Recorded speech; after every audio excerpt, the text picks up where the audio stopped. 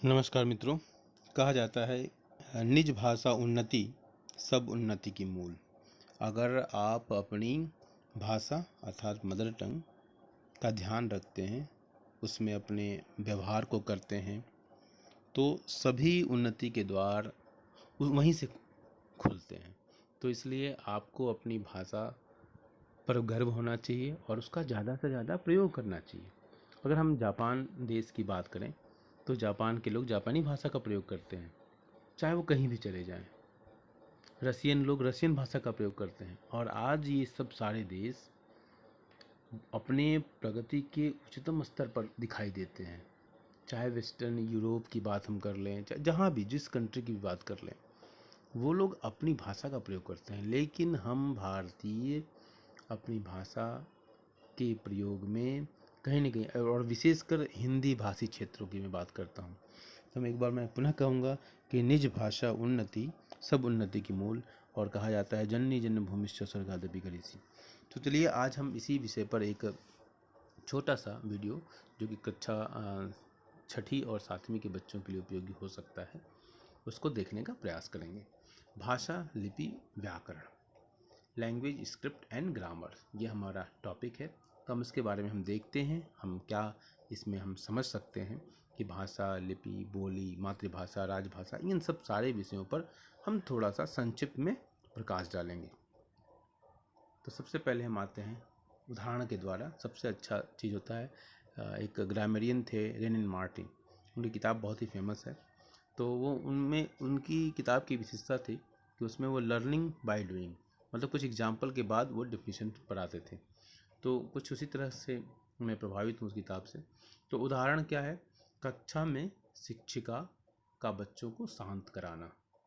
अगर क्लास में है, मैं हूँ शिक्षिका, कोई भी हो, घर में मम्मी है, पापा हैं, कोई भी हो, तो वो बच्चों को, यहाँ पर हमने एग्जाम्पल लिया है, कक्ष का एग्जाम्पल लिया है, तो शिक्षिका क्या करती हैं, बच्चों को शांत कराती हैं। ठीक है, तो वो शांत जो कैसे कराती हैं वो एक अलग विषय है, लेकिन शांत कराना, ठीक है, एक एग्जाम्पल है कक्षा में शिक्षिका का बच्चों को शांत करना। इसके बाद हम आगे देखते हैं कि छोटे बालक का अपनी माँ को बुलाना। छोटा सा बच्चा है, अपनी माँ को बुलाता है, कैसे बुलाता है वो अलग विषय है। तो कक्षा में शिक्षिका का अपने बच्चों को शांत कराना, छोटे बालक का अपनी माँ को बुलाना, या माँ का अपनी बच्चे को बुलाना, कुछ भी हो सकता है इसमें। ठीक है, क्या सभी बातों को संकेतों के द्वारा कहा जा सकता है? अब आपको ये विचार करना है कि जितनी आसानी से एक शिक्षिका बच्चों को शांत कराती है, क्या संकेतों के माध्यम से शांत कराने में उतना ही समय लगेगा या कुछ कठिनाइयों का सामना करना पड़ेगा? इन बातों को विचार करना। एक छोटा बालक अपनी माँ को बुलाता है, तो क्या संकेतों के माध्यम से वो बुला सकता है? इस पर विचार कीजिए आप। और तब फिर हम पढ़ते हैं अगले। तो आपका उत्तर निश्चित रूप से होगा नहीं, कि छोटे बच्चे को अपनी माँ को जब बुलाना होगा तो वो संकेत तो समझ ही नहीं पाएगा, संकेत तो जानता ही नहीं है बच्चा, तो कैसे माँ को बुला पाएगा? इसलिए नहीं, इसी काम को भाषा के प्रयोग द्वारा पूरा किया जाता है। तो यहाँ पर जो समस्या आई अपनी बात को दूसरे तक पहुँचाने के लिए, तो उस समस्या का समाधान कहाँ से निकल कर आता है? भाषा। तो इसी कमी को भाषा के प्रयोग द्वारा पूरा किया जाता है। Okay, I think it's clear. अब हम देखते हैं, तो भाषा का आपको समझ में आ गया कि भाषा जो संकेतों के माध्यम से जो बातें नहीं कही जा सकती, जो उद्गार प्रकट नहीं किए जा सकते, जितना हम कम्युनिकेशन करना चाहते हैं वो नहीं कर पा रहे हैं, तो उस कमी को पूरा किससे किया जाता है? भाषा के द्वारा। तो भाषा जो है ये भाष धातु से लिया गया है, भाष धातु से लिया गया। किससे लिया गया है? ये भाष धातु से लिया गया है। ठीक है, और इसका अर्थ क्या होता है? इसका अर्थ होता है बोलना। तो आपको याद होगा भाषा कहाँ से लिया गया है? भाष धातु से लिया गया है, और इसका मतलब क्या है? बोलना। ठीक है, अब हम आते हैं आगे। भाषा बोलने, सुनने, पढ़ने और लिखने का साधन है। तो आप तीनों चीज़ों को आप ध्यान से देखेंगे। भाषा क्या है? बोलने, पहला काम क्या है इसका? बोलना। जैसे हमने जो एग्जाम्पल लिया, चाहे शिक्षिका के द्वारा बोलना हो, चाहे छोटे बच्चे के द्वारा का बोलना हो अपनी माँ को बुलाने के लिए, तो बोलने सुनने, ठीक है, शिक्षिका ने बोला तो बच्चों ने सुना, तो सुनने, बच्चे ने बोला तो माँ ने सुना, सुनने, पढ़ने, जैसा कि हम अभी पढ़ रहे हैं, आप देख रहे हैं, पढ़ रहे हैं, और लिखने, आप नोट्स बना रहे हैं तो लिखने। तो भाषा क्या है? बोलने, सुनने, पढ़ने और लिखने का साधन है। It is a tool. तो language, what is language? Language is a tool to speak, listen, read and write. तो writing, reading, listening and speaking, ये हमारे स्किल्स हैं जो प्राइमरी सेक्शन के बच्चों को टीचर कराते हैं, बताते हैं, समझाते हैं। तो ये है भाषा का, ये है हमारा डिफिनीशन। भाषा के रूप क्या हो सकते हैं? भाषा के रूप मौखिक हो सकता है, स्पोकन फॉर्म में हो सकती है, लिखित हो सकता है, रिटन फॉर्म में हो सकती है। तो याद रहेगा भाषा के दो रूप। पहला क्या है? मौखिक अर्थात स्पोकन। दूसरा क्या है? लिखित, रिटन। ठीक है, जो हम बोलते हैं, अभी हम जो बोल रहे हैं यह मौखिक है। जब हम यहाँ पर कुछ लिख रहे हैं तो ये लिखित हो गया। ठीक है, तो भाषा के दो रूप हुए, मौखिक और लिखित, स्पोकन और रिटन। इसके बाद हम आते हैं, इस प्रकार भाषा को अगर हम छोटे शब्दों में, नटशेल में, अगर हम बिल्कुल सूक्ष्म रूप में, माइक्रो फॉर्म में अगर समझना चाहें, तो भाषा क्या है? आदान प्रदान का उत्तम साधन है। किस चीज़ के आदान प्रदान का? तो विचारों के आदान प्रदान का। किस चीज़ के आदान का? विचारों के आदान प्रदान का उत्तम साधन है। ठीक है, तो ये आदान प्रदान, भाषा विचारों के आदान प्रदान का उत्तम साधन है। ठीक है, बेस्ट मीडियम।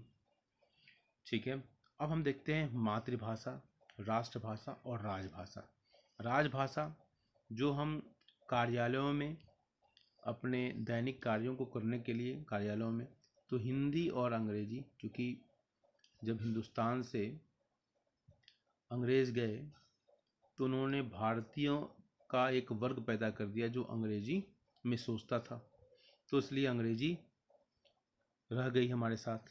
ठीक है, ठीक है, और जिस रूप में हिंदी को स्थापित करने का प्रयास होना चाहिए था, शायद वो नहीं रह पाया। ठीक है, क्योंकि सत्ता में तो अंग्रेजी और हिंदी हमारी ये राजभाषा के रूप में हुए। ठीक है, मातृभाषा जिसमें आप अपनी मदर से, मदर टंग जिसको कहते हैं, कम्युनिकेट करते हैं, दादी अम्मा से बात करते हैं।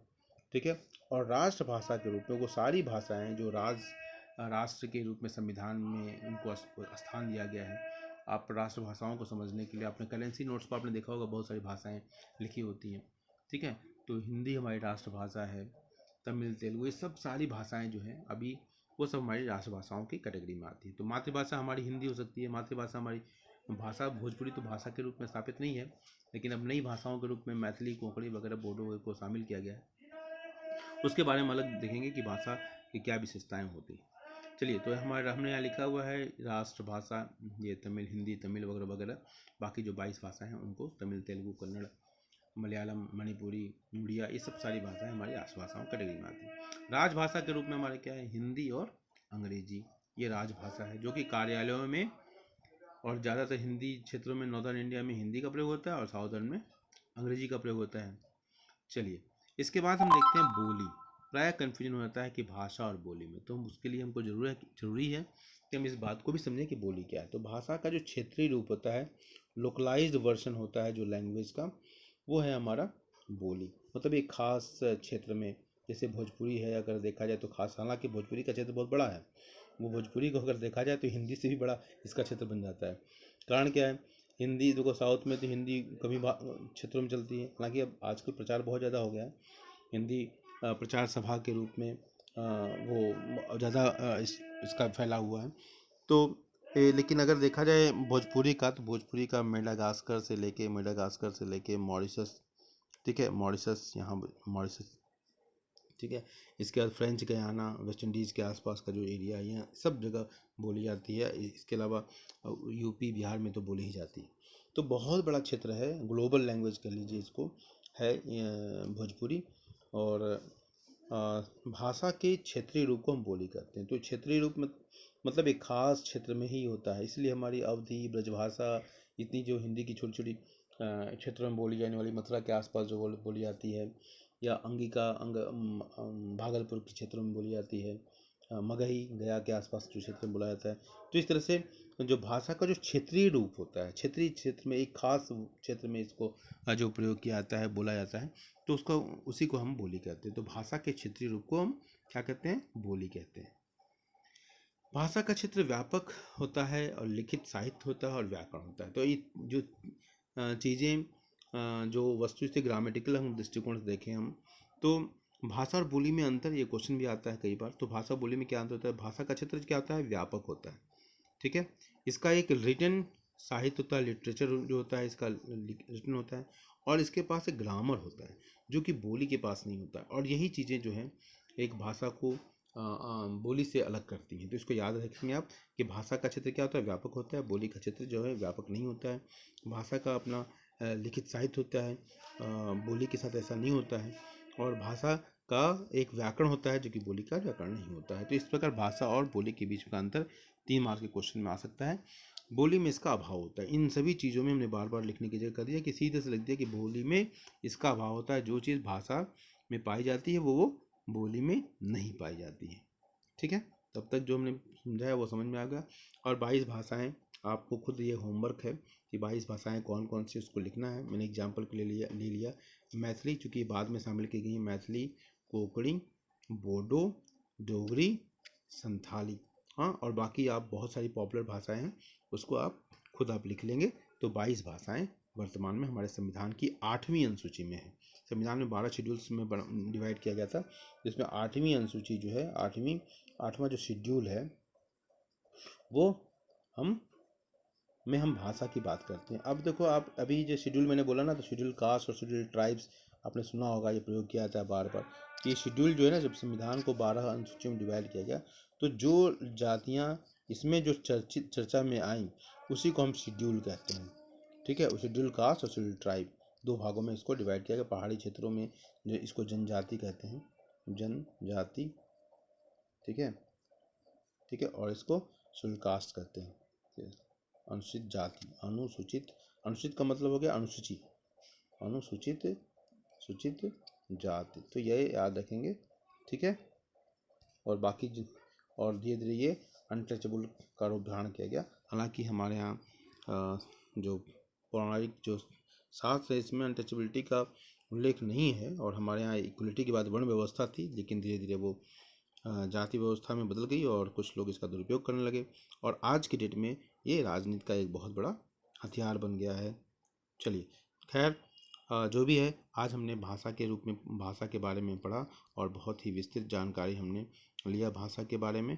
और हम इसको मुझे उम्मीद है कि ये लेसन आपको पसंद आएगा, और इसको आप इसका नोट्स बना लेंगे और मुझे अपना फीडबैक भी देंगे कि आपको कैसा लगा, ताकि मैं इस तरह के छोटे वीडियो और बना सकने की प्रेरणा प्राप्त करूं, ठीक है।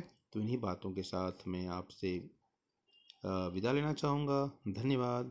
आपका दिन शुभ हो, और आप कोविड-19 में अपने आप को स्वस्थ रखें, स्वच्छ रखें और अच्छे इम्यून सिस्टम को बनाएं। धन्यवाद।